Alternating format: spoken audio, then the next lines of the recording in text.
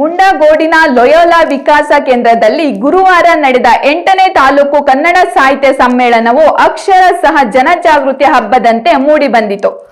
ಕಾರ್ಯಕ್ರಮದ ಸಮ್ಮೇಳನಾಧ್ಯಕ್ಷತೆ ವಹಿಸಿದ ಹಿರಿಯ ವೈದ್ಯ ಡಾಕ್ಟರ್ ಪಿ.ಬಿ. ಚಬ್ಬಿ ಅವರು ಸಾಹಿತ್ಯದ ಮೂಲಕ ಹೊಸ ಪೀಳಿಗೆಯಲ್ಲಿ ಜಾಗೃತಿ ಮೂಡಿಸುವುದೇ ನನ್ನ ಆಸೆ ಎಂದು ಆಶಯ ವ್ಯಕ್ತಪಡಿಸಿದರು.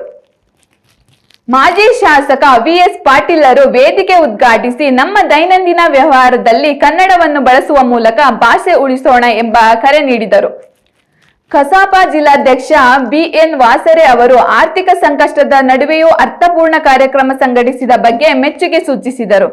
ಕಾರ್ಯಕ್ರಮದಲ್ಲಿ ಶಿಕ್ಷಕರು, ಸಾಹಿತಿಗಳು ಮತ್ತು ಅಧಿಕಾರಿಗಳು ಪಾಲ್ಗೊಂಡು ಕನ್ನಡದ ಅಸ್ಮಿತೆ ಹಾಗೂ ಜ್ಞಾನಾರ್ಜನೆಯ ಮಹತ್ವದ ಬಗ್ಗೆ ಬೆಳಕು ಚೆಲ್ಲಿದರು.